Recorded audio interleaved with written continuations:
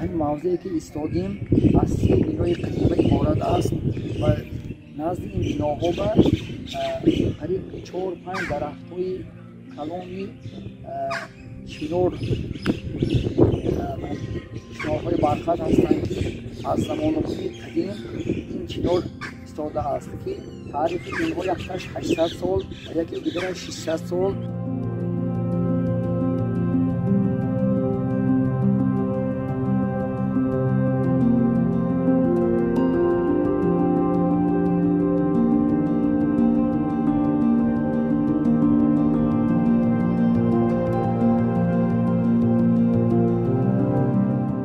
خاصیت‌های این چنار همین که مطابق همین باد و هوای همینجا به تابش ماندگی